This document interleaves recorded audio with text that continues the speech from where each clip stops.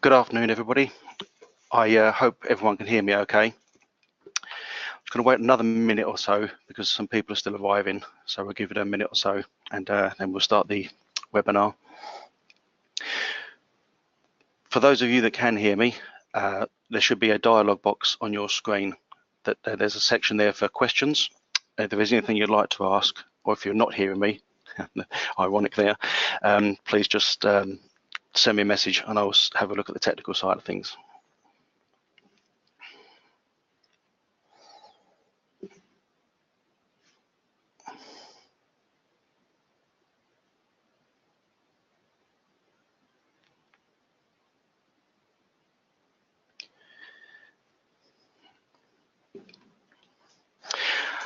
Okay, so we're just at 1:01 now, so we'll begin the seminar. Couple of bits of housekeeping for everybody. Hopefully you can all hear me. Like I've already said, if there is a problem with that and you can't hear me, you should be able to see a dialog box on your screen. There's a section there for questions, and if you can't hear me, let me know now or as soon as you possibly can, and then we'll address the issue before we carry on. Obviously, as already said, feel free to ask questions as we go along. There's quite a number of people, higher number than people normal attending this webinar, so there may be kind of quite a bit of a few questions coming in that I may not be able to answer all in one go. So what I would do, I'll compile those all at the end, and if there's general ones coming across, I'll endeavour to answer those. Failing that, I will compile a frequently asked questions blog or email that can go out to all of you that you'll receive a copy of in due course. Last thing is you will get a copy of this presentation after this seminar. So again, feel free to take notes, but it's not a memory test or anything like that. It's meant to be informative. So it's structured along the lines of a PowerPoint, as you will see. So please feel free to just absorb that. It's quite a few slides, but hopefully we'll get through it together and you'll get some value from the process. So just to begin with, then we'll start at the beginning with what risk is. Obviously, it's a term that's come about a lot over the last with the Annex SL standards, and relatively new. Everyone understands risk in terms of health and safety, but with the ISO, the Annex SL, it's a slightly different approach is required. So we'll start to try and explain some of that as we go along.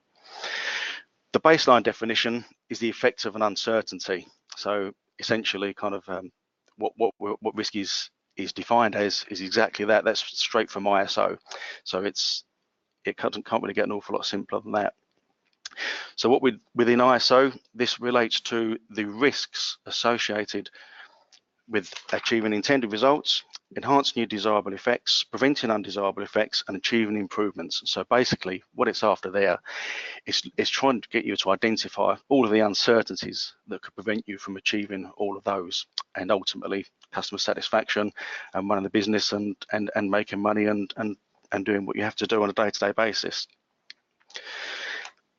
A lot of you, or certainly most of you, have had ISO 9001 for a number of years. Will remember the clause preventative action right at the very back of the standard there. So the idea of taking action to prevent a risk is always been implied, and now what the standards have done, they've brought it right to the front of the standard. So the idea is that risk-based thinking should be implicit through your entire management system. A lot of people can ask the question when I'm out on audits, they ask the question, where is there risk and uncertainty with any business? And typically there's kind of four main areas you usually come across. It's with people, the process, the product, or the infrastructure. So they're kind of four main areas that you can usually focus or concentrate, if you like, where uncertainties may be within the business. Once you've identified the uncertainty and indeed addressed it, you can by default address the risk. It's a relatively simple process. It's one of them things that's easy to overthink, but I think it's just keep it simple, look at the uncertainty, and everything will be linked in with that. Risk can apply to any management system. We're largely going to focus on 9001, but obviously it can apply to health and safety, environmental, aerospace, any number of the standards that follow the Annex SL structure. So obviously there's one thing to remember here. It's something I see common on audits is there's people associate process risk with health and safety risk, or indeed kind of aspects and impacts, and indeed they do need to be considered, and it's all an intrinsic process, but they're different concepts, and a health and safety risk and an aspects and impacts is different to a management system process risk that needs to be addressed. Having said all of that, keeping it simple in plain English, hopefully something we can all understand, it's essentially a risk is something that's in doubt or change, and something that can affect what we do as a business or part of our operations or within our management system. Types of risk. Number of areas here we can talk about. There's obvious things, if you like, our financial risk that we'd all be kind of familiar with and exposed to. Compliance risk, be it legislative or regulatory or product related compliance. Human type of risks, again, coming back into health and safety and environment. Public perception, that can be a risk. If there's an uncertainty related to how your customers are looking at you or perceiving you, then that can affect you in any number of ways. And then right at the bottom, but certainly not last, but not least, is your operational side of things. So this is your the day-to-day, the process efficiency, how things can be expected from the customers, and how you basically manage your business day to day. A question that comes up is a little bit of the terminology is a little bit unusual, but it's the effect. Do we call it the effect of uncertainty or an uncertainty that affects? As I've already said there, within ISO, it's defined as the former. So it's looking at something, it's the effect of an uncertainty. Having said that, if you identify an uncertainty that can affect you or your business or your operations, that can, by definition, help you determine the risk. So it's either or here, really. As we said, whichever is chosen, risk is involved and the output is the same, i.e. you need to evaluate it, the risk, and then take action as you see fit. Action to address a risk typically addresses an uncertainty. So as we said there, if once you've identified an uncertainty, that will lead to a risk, and then you can take action to address that in due course. Something that comes up within the standard now, it's one of the first clauses of the standard, and it's this idea of contexts, and it's basically anything that you do, again, with any part of your management system, and even more so with risk, is keep things in context. So the idea here is that if a contextual risk, putting it in English for us all, is something that is a relevant uncertainty. So when I'm on audits and I'll talk about context, it's really just, in my mind, keeping things relevant, basically. It's what's relevant to the organization, what's relevant to you as a business, the people that work for you, your customers, and other interested parties. So when the standard's talking about context and risk, it's essentially talking about something that's relevant to you as a business that's got an uncertainty associated with it. So keeping things simple. On to risk-based thinking. Obviously, this is kind of where it all begins, really. It's a word that's bandied around an awful lot, but I'm not, it's something that does kind of confuse people and doesn't always is as effective for the business as perhaps it could or should be. One key thing to remember is that risk-based thinking should be systematic within the management system. It's not a standalone individual that does it or a separate process. It should be basically there from day one, if you like, from the beginning of the process to the product or service going out the door. It's not something that should be standalone with an individual or apply to an individual process. It should be linked and process driven. Risk can exist in any part of the system, process or functions, and it should be considered at each stage. So like we've said there, don't leave things standing alone, and the idea with the process approach is that one thing necessarily leads to another. So what is a risk in one area can by definition have an impact on the next step in the process. So do some joined up thinking and keep the links in the chain connected. Having said all of that, obviously not all processes carry or will be exposed to the same level of risks. You can imagine, purchasing within some organisations will be critical and paramount to their service delivery or product, and other organisations that may not be so critical because the items that they're purchasing, or indeed the services, may not be as critical to the end product. So obviously keep a bit of context to the processes and the size and shape and the overall impact on what they can do to you as a business. Identifying and addressing risks should be proactive rather than reactive. Again, it's the same story. Don't wait until something's gone wrong and then react to it. Be proactive in the whole process. Look at what you're doing, and don't leave it until something's happened until you react to the issue. Risk-based thinking, I'm sure you've seen examples of this. Getting up and going to work in the morning, getting in your car is we all think about risk as we're going along without necessarily even thinking about it. And quite often I find that's the case with customers and clients as well. When you're in businesses, you start talking to them about their business, and they open up, and you discover that they're doing all the things, and it's really just interpreting how they apply to the standard. The nice thing about 9001 nowadays is that it's a lot less. There's an awful lot of requirements, but it's not all that prescriptive, so it does allow you as an organisation to fit around the standard rather than the standard kind of dictating what you do. So I think just think about what you're doing as a business, think about the way that you interact, and the chances are, as I said there, you're already addressing the clause. It's a lot of companies you go into, if you're running a business 20 degree of success, you're going to be doing 70–80% of compliance with the standard in any case. So it's just recognising what the standard's asking for and keeping it simple. One thing to remember, risk isn't only negative. Obviously, risk by its nature, we hear about it in the media and so on. It's not only a negative thing. It can lead to opportunities and positive things. I've given an example there. Competition, obviously, and growth and expansion within a business, it is a risk, but ultimately that can lead to opportunities over streamlining, efficiencies, and opportunities within the marketplace. So it's sometimes a difficult concept to get your head around, that a risk can be positive, but it's ultimately the effects that we're after here, and it's the effect itself can be positive. So think about that when you're looking at the risks within your business. Obviously, the idea behind it is it allows you to consider current situation, the possibilities for and impacts of change. I think change is usually one of the higher risk areas within a business, be that people, processes, customer requirements, legislation. These all have risks associated with them, and or uncertainties indeed, that you can address and consider as part of the management system development. Some risks, as well, in a lot of instances in life, some risks will be acceptable. So it's all comes down to this kind of practical approach from a health and safety perspective. What are the advantages and disadvantages of taking action? You may take an action, but that have a knock-on effect further down the line. So think about that again, like we said earlier, the process. What you take in one area can affect what you have further down the line. So it may seem in isolation, yes, let's close that out, let's put that plaster on, but ultimately that can affect the process further down the line and have a negative effect. And remember, obviously, it's ultimately the risks of and associated with achieving the objectives of the management system that are to be considered.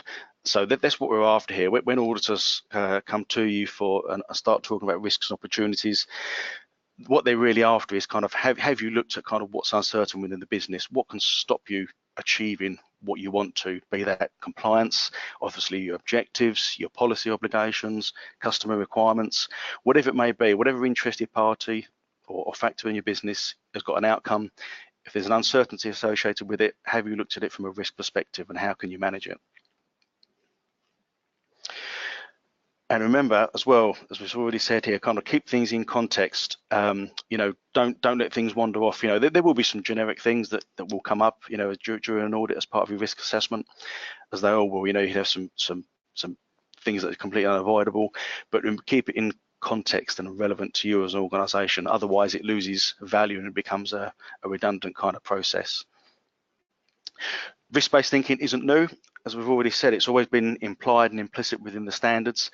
What it's done now is make an explicit and clause that the standards now talk about.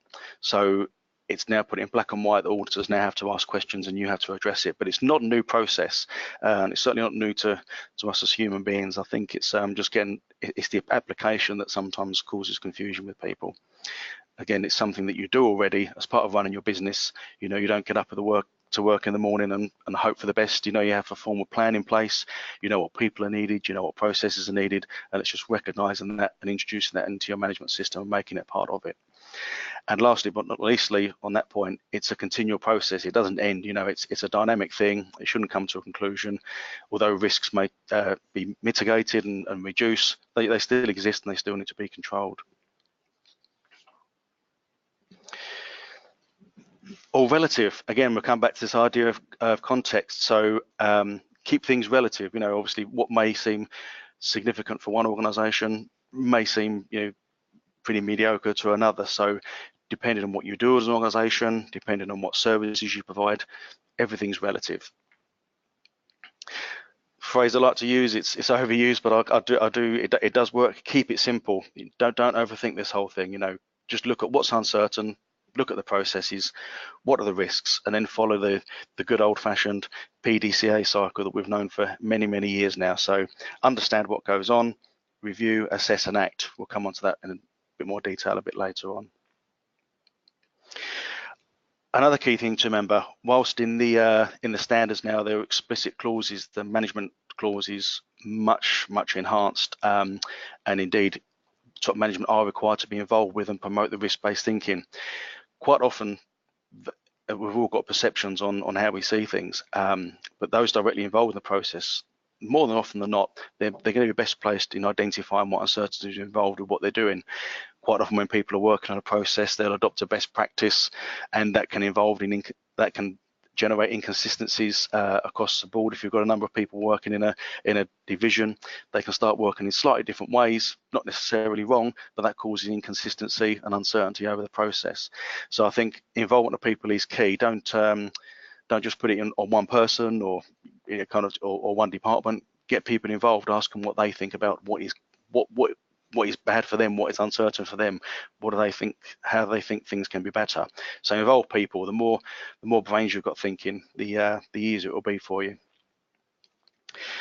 Always consider this: what issues can affect your organization's values, performance, perception, and knowledge, and ultimately that will lead to kind of how these issues can affect your objectives. So think about what your values are, what your policy statements are, your performance levels, again, how your perception, how you're perceived by your customers, the members of the public, competitors, all that kind of thing. They can all have uncertainties and risks associated with them. Knowledge obviously is a key one there. Knowledge within an organisation. It can be individuals that can maybe walk out the door and they've got knowledge retained within them, or it can be the critical mass of knowledge that a business maintains. How do you manage that, and where is the uncertainty in that being maintained to a level that's required? What actions are practical to take? Obviously, it's once you've identified a risk, evaluated it, it's what do you do? Some cases it's easy just to avoid it altogether, eliminate, substitute. You can manage the likelihood, manage the consequence. You can even accept and manage the risk. Sometimes if there's an opportunity attached to it, you can pursue it and see where that takes you. So again, the actions aren't defined in ISO. It's basically the actions that you take are down to you. All the standard ask is that you address these things. Once you've identified them, just address them and take some action and review how effective that's been.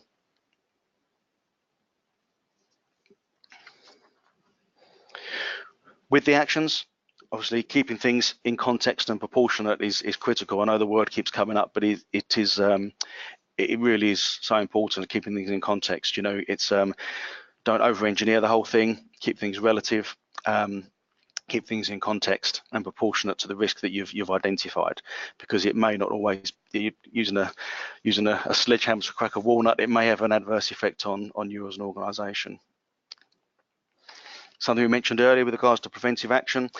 It's not necessarily gone. It's some people like the term. In fact, when I've been on audits recently, I've gone back to the old terminology of preventative action and saying, look, if you prefer that idea, you want to prevent something from happening, use that. Ironically, it's never really touched a genre during audits and management systems. But essentially, preventative action is a result of an effective risk assessment. So it hasn't gone. It's still there, in essence, and it still can be relative. And sometimes it can be an easier term to understand when you're on audits or when you're developing your system. So look, okay, what can we prevent from happening? How do we prevent this thing from going wrong, or how do we manage it? What you're after here is a risk. You as an organisation being able to determine the factors that could cause your processes or your management system to deviate from the planned results, and to put in place preventative actions to minimise negative effects and to make maximum use of opportunities. So I think that's the key thing to keep in mind here. We all have certifications and registrations and everything for whatever reason, but ultimately you've got to get some value from this if it's something that you're choosing to do, or if it's something that's being mandated to you. A management system shouldn't be prohibitive, it should be an evaluated process. And the idea is that looking at the uncertainties within the system, you can start to get some value from the whole thing. Methodology, I've got a little bit on methodology later on. There's no right way of doing it. The only wrong way of doing it is not doing it, essentially. But there's a number of ways you can do it, but obviously the thing to keep in mind here is make it work for and keep it relevant to you as an organisation. So don't let things wander off track. Keep the methodology simple. You may employ different methodologies across different departments and with different people. Some people react to things in other ways. So it takes a while to kind of just get people used to what you're asking from them. As with all things, you may not be able to eliminate the uncertainties because they will all, by definition, they will always exist because there's always a risk involved, but you can manage the effects. And that's really kind of what the standard is after there. It's realised and it understands that the risks exist in any organisation, but it's asking you to identify those, determine those, and manage the effects, which is ultimately what we're looking at when we come and audit your management system. A, have you identified them? B, have you evaluated the effect? And C, what are you doing about to address those issues?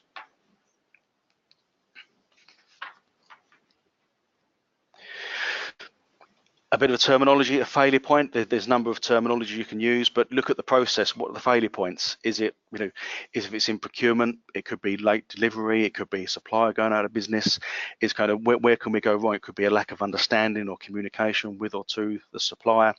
So look at where the failure points are. It could be a documentation, it could be someone not understanding. Look at what the failure points are, and that's really kind of, once you start to look at those uncertainties, that would then lead back to the associated risks. Something we mentioned earlier, get people involved, not just top management. Broader input from all of the resources. Obviously, I'm guessing a lot of your organisations will be different sizes and scales. There may be individuals, one people bands, up to kind of multinational organisations. But obviously, as we said earlier on, it shouldn't be a standalone process. It should be, everyone should be involved in this. And I think it's just getting people to understand what you actually want from them, get them to think about what they do on a day-to-day basis. What's uncertain about it, what can go wrong, what can change, how can it affect what you do, and getting them, and the more people that are involved, the more chances you've got of getting some value from the process. Take it one step at a time. Obviously, don't think you've got to risk assess as you go along. Gather the information, plan what you need to do, and then rate the risks as you go along. You can do this in any number of ways. There's any number of risk matrices, likelihoods, severities that can all be considered. Join up thinking, again, it comes back to the whole process, and I'll keep repeating it, but context is important to what you do. Keep things relevant and to you as an organisation. Document things if necessary. Now, 9001 doesn't necessarily ask that you make a list of risks or opportunities and the actions, but it does ask that you review the effectiveness of them during the management review process. So usually we like to see some kind of consideration to how that's been, what actions you've taken and related to the risks. Obviously, now some standards, the 14001 and the new ISO 45001, they do actually require documenting information in that regard. So if you're operating an integrated system, chances are it will be prudent to adopt that documentation. So there's a bit of consistency, because when you operate an integrated system, there should be a lot of common processes there. As we said earlier, addressing risks may identify opportunities. A risk around suppliers, for example, it could ultimately, you could identify a risk around a supplier, be it the quality or the delivery process. That may lead you to look into an alternative supplier that could work out better for everyone. So it's not necessarily it certainly isn't just always a negative process. It's meant to be value added. Remember, there's obviously uncertainty in everything. In everything we do, through that, from getting up to work, through designing something, through selling something, through buying something, calibration, training, whatever with these processes, there's going to be uncertainties to some degree. So what the standard's asking you to do is just identify that, evaluate the effect that's going to have, that uncertainty will have, and then determining the action. And that really is the fundamental concept of it. It's an easy thing to overthink. I mean, obviously there's 4 or 5 slides there, all kind of lots of words, but when you really kind of drill it down to the basics, it's basically looking at something, what could go wrong, what could change, what effect could that have, and then what action do we need to address that. And obviously, as we've said, the actions there are all relative. You don't want to be over-egging the custard and making something that it doesn't need to be. So hopefully that's given you a bit of an idea of what risk-based thinking is. Obviously now you will get copies of all this, so there's a bit more to go yet, obviously, but there's kind of some baseline thoughts and principles for you. It's one of these areas we could spend hours and hours on this, and unfortunately we've not got the time, but it may be something that moving forward will enhance these webinars on a particular subject area that you may want to look at. So I hope that's given you painted a better picture of kind of what risk-based thinking is all about. And like I say, you will get copies of this. Do please feel free to digest it and then come back to me with questions as you see fit. So onto some examples then. Having said all of that, what does it actually mean in the real world? So we've titled it here, Possible Effects of Uncertainty, which we all now know is a risk. So a few examples here: customer requirements not being met, insufficient product knowledge. It could be something with regards to when you're doing a sale, have you understood what the end use is, maybe through a design process or end use. Straightforward one there: wrong product delivered or late delivery. It's uncertainty, it happens. Incorrect material used, contamination or damage.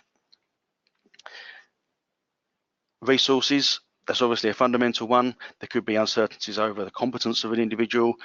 Training, has it been effective? General awareness of a system. If someone's not aware of what they should be doing, there's uncertainty about how well they can execute what is expected of them. Availability of resources and knowledge. Obviously, one thing that comes up in quite a bit now during audits is this idea of succession plan. You've got maybe a workforce there that's, for whatever reason, be it aging, or there's not resources coming through. Knowledge can leave the company, so there's uncertainty involved with that. Accidents, obviously. Resource succession failure there. We mentioned about just the idea of knowledge being passed on. If there's a workforce or if there's an individuals that hold masses of information either on their laptops or their emails or their desktops or within their brain even, it's that's no good if that person's unavailable for whatever reason. You need to be able to be aware of where you sit in the whole thing and how you manage that uncertainty, that risk. Supply chain issues, a common one. Obviously, we rely upon suppliers to some degree, contractors, not of goods or services. They can all affect you in one way or another. Financial instability and overspend. Poor communication, language barriers, maybe one that could be considered for health and safety side of things, or even environmental and indeed quality. But obviously with if there's foreign language workers, there's uncertainty whether or not, again, they're going to understand what they should and shouldn't be doing. Compliance breach. Process inefficiency, obviously a big subject area, but that could be broken down further. But ultimately, if there's uncertainty about what's leaving the door, whether it's compliant or within tolerance, there could be issues there. Infrastructure issues, maintenance and suitability, is the equipment fit for purpose? Again, is there an uncertainty there? Is it suitable? Are we going to get what we want from it? Uncontrolled change, we mentioned change earlier on. Obviously, if there's change within a business, ultimately it carries uncertainty with it. So look at that side of things as well. And reputation damage is something that nowadays, with social media and everyone being a lot more vocal about how they operate, word of mouth, it's a much more easy thing to get caught out on. So be aware of the risk that poses. Benefits, of which hopefully after all this you're going to be seeing some benefit from the whole thing. Ultimately improve the likelihood of achieving your objectives, which is one of the fundamental areas of what risk should address. Consistency of your output, be that service or goods related. Some confidence in the system and its deliverables. Can help to establish a proactive culture of improvement. Again, that comes down to how effectively you involve people and get their input on the whole thing. Can assist ultimately, obviously, with a third-party audit, can assist with that, obviously, in terms of your compliance, but then there's statutory and regulatory compliance issues there as well. If you're looking at from an environmental perspective, if you look at the risks associated with the environmental system, it can be, again, we'll come back to awareness, but, ultimately, if people aren't aware of what they should be doing, what paperwork they should be completing, it can lead to a compliance issue. Operational efficiency and governance. Effectiveness of change management, subject that came up a little bit earlier on. And there's more. Enhance your knowledge base. Obviously, getting people involved and spreading the word, so to speak, of how management are perceiving things, how they're managing risk, and it can lead to a general knowledge enhancement across the company. Stakeholder perception. We've all got stakeholders in what we do. Again, if they're seeing that you're managing things and being efficient, then the perception can improve. System and operational resilience. Again, obviously, we're looking at the possible inefficiencies here and uncertainties. And if you iron out or reduce or mitigate the uncertainties as best you can, the system and operations, by definition, should become more resilient. Management system effectiveness. Nothing worse than having a management system that sits on the shelf gathering dust for the auditor to ask about. It's got to be effective. It needs to be day to day in what you do as an organization. So preventing negative effects. Ultimately, this is where we're heading with this whole thing. The word preventing again comes up. It's ultimately kind of that negative effect that you need to be addressing. Reliability of products and services, obviously always a fundamental thing when it comes to customer satisfaction, that you're giving them what they want and what they expect and indeed deserve. So look at the uncertainties and risks involved with not achieving that. This is just an example, obviously, of some benefits. The list is certainly not endless, but there's things that can come up and be relevant to you as an organisation. So do consider them and look at the benefits. And if people can understand and realise what the benefits are to them as an individual, to the business, to the perception, then they will then buy into it a lot more. Rather than just being told to do something.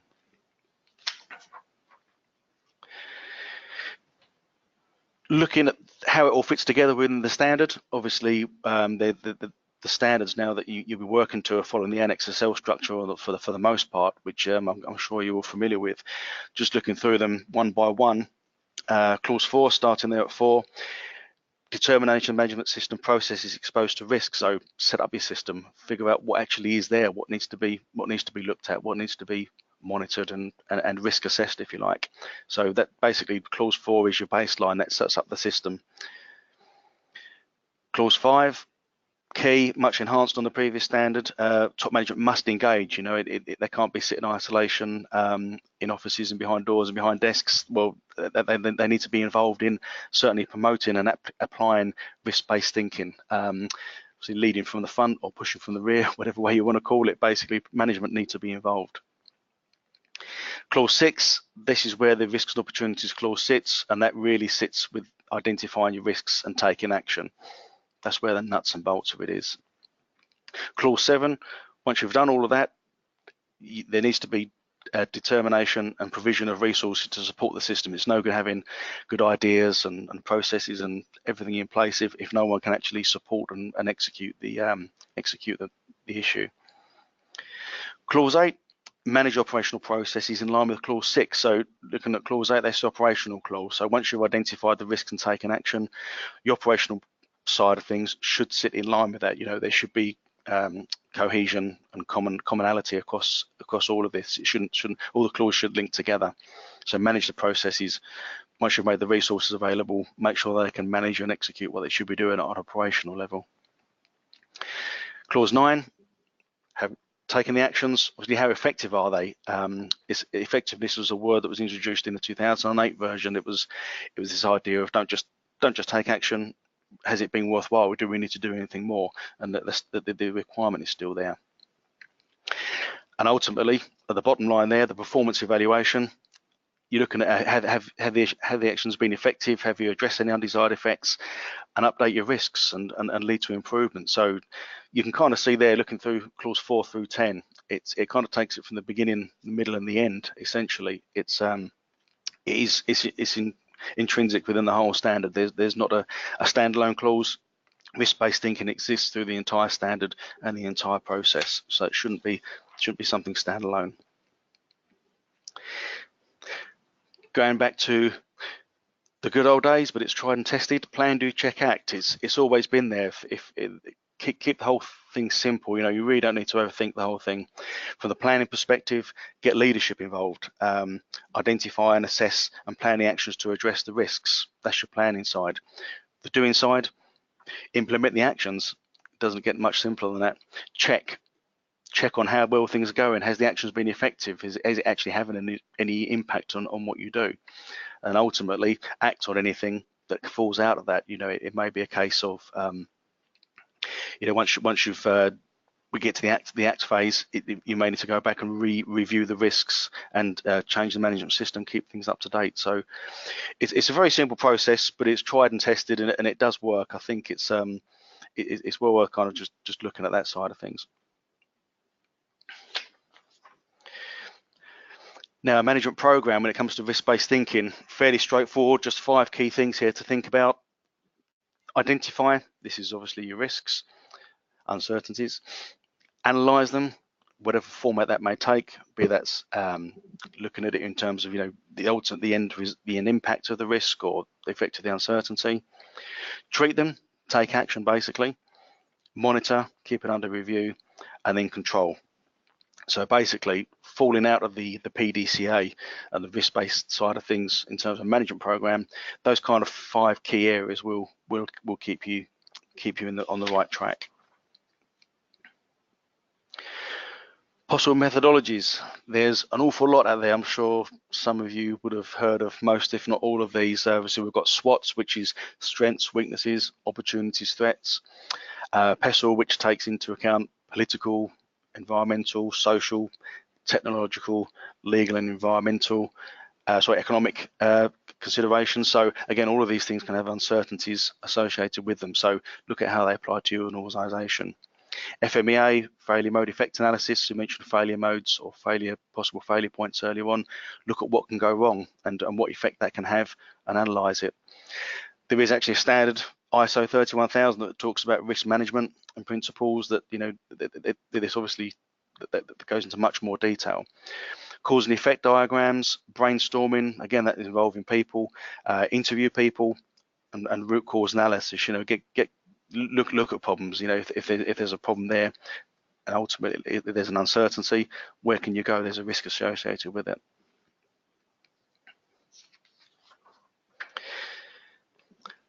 So putting it all very, very, very simply, it's basically what the standard's asking for is to determine what is uncertain, what it can affect, and how can you manage it.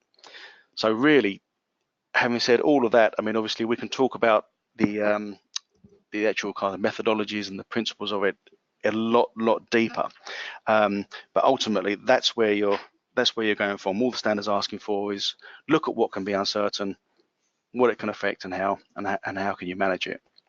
And it doesn't really need to be any more complicated than that. I think it's easy to overthink these standards when you see things in lots of words and text within a standard. What does it all actually mean? But basically, all it's asking you to do is look at what you do as an organisation, what can change, what's uncertain about it, be that the people, the process, the infrastructure, the equipment itself, whatever it may be, and look at it and see what's uncertain there. So as I said, keep it simple, don't overthink things, and you should be okay.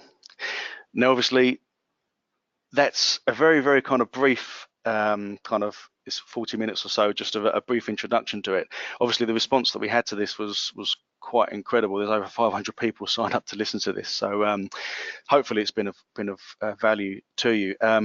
I'm sure there's going to be some areas that we can enhance upon.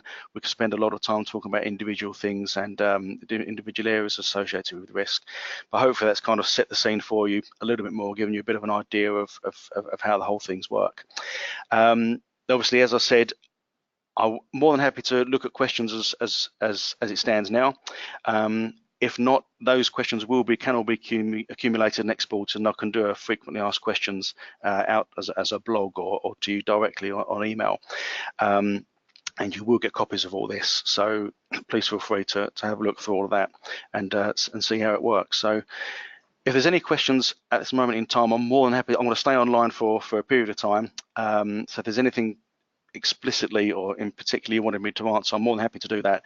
If I see a mass of questions around a particular area, then I will leave that and respond to that in bulk, so to speak. So yeah, thank you for listening. I hope it's been worthwhile. It's a big subject area.